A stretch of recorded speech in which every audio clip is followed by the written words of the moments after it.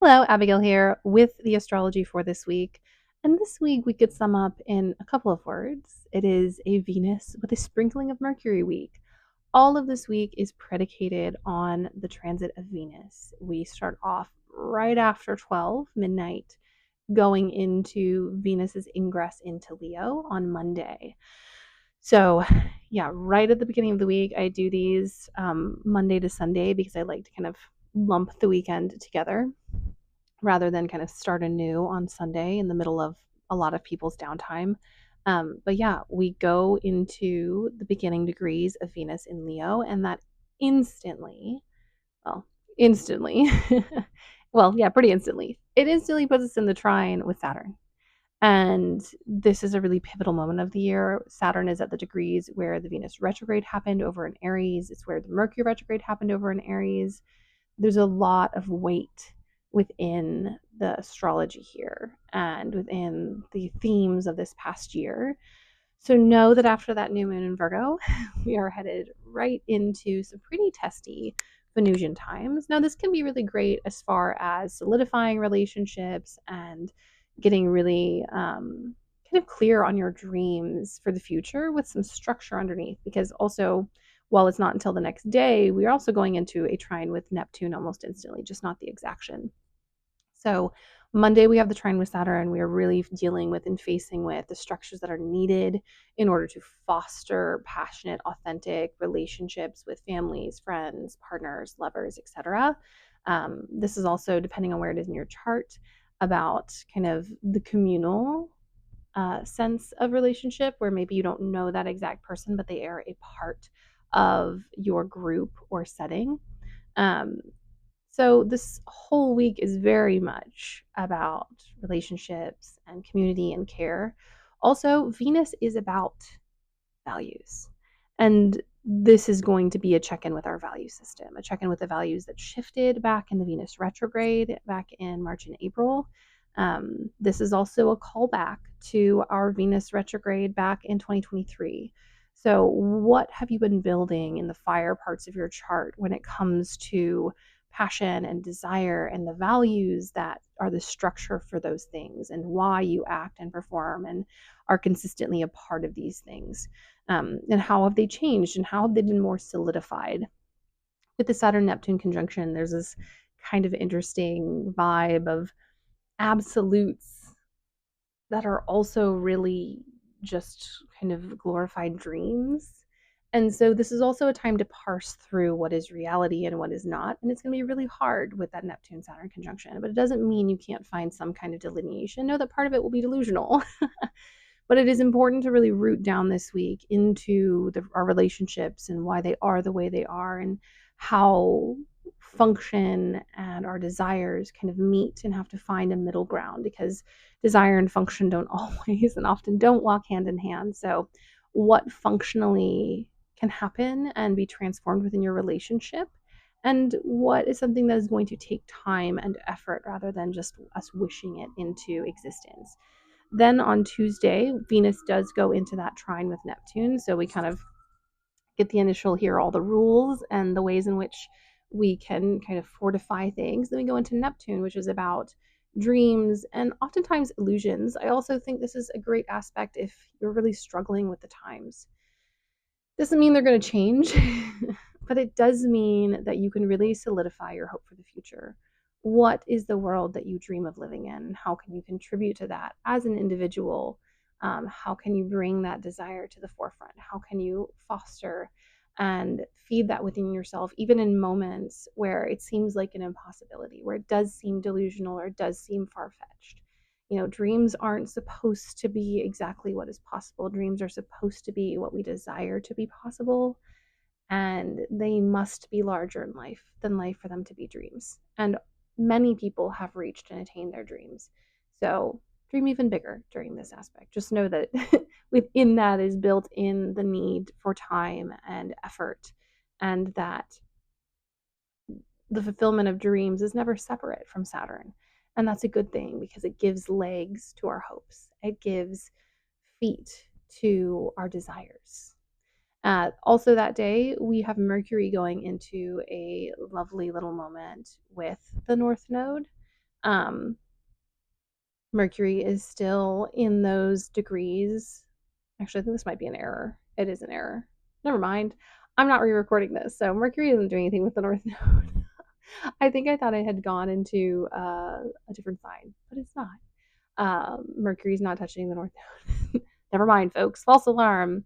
I think for some reason I thought it was still in Cancer when I wrote that note, but neither here nor there. More Mercury retrograde fallout for me.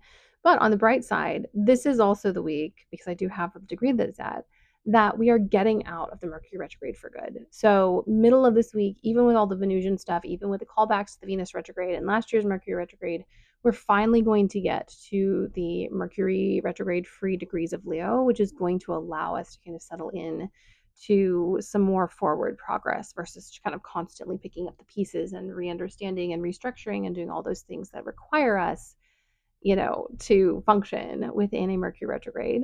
Then on our Wednesday of that week, we have Venus opposition with Pluto right in the wee hours of Wednesday.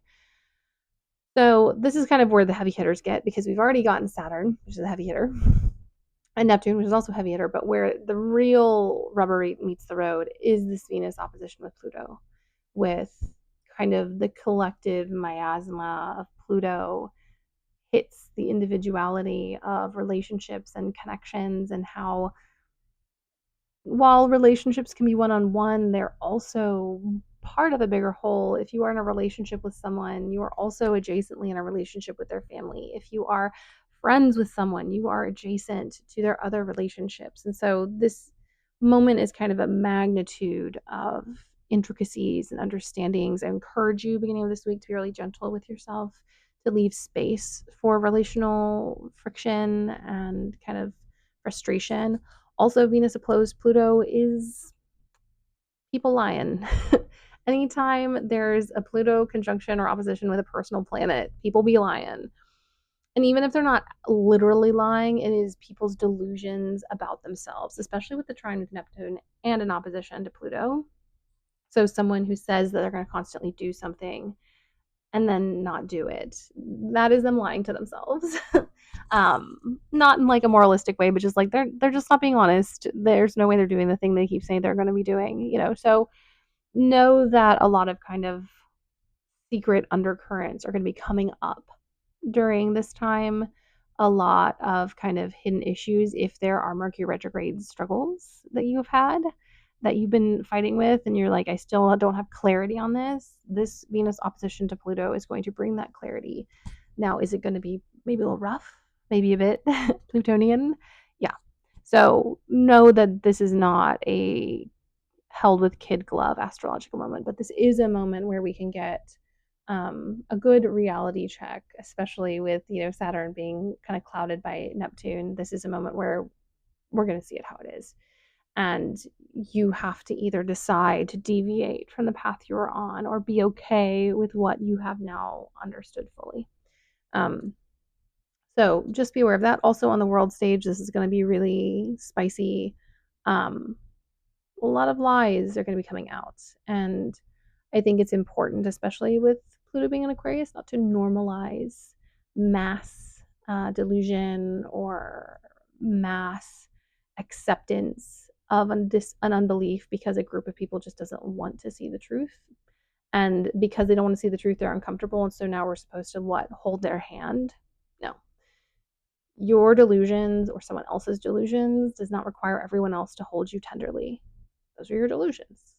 You can have them. But if someone confronts them, you're going to have to be prepared for what the consequences are. And this is going to be happening on a really big scale. So be prepared for people to be a bit off the chain relationally at the beginning of this week. And then our final moment is Mercury trine. It's on Sunday. Mercury trine Chiron.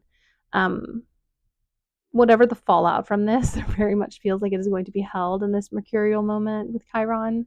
So if things are really up in the air and chaotic, come back and reground on Sunday. Resettle into your body and what you need and how you feel.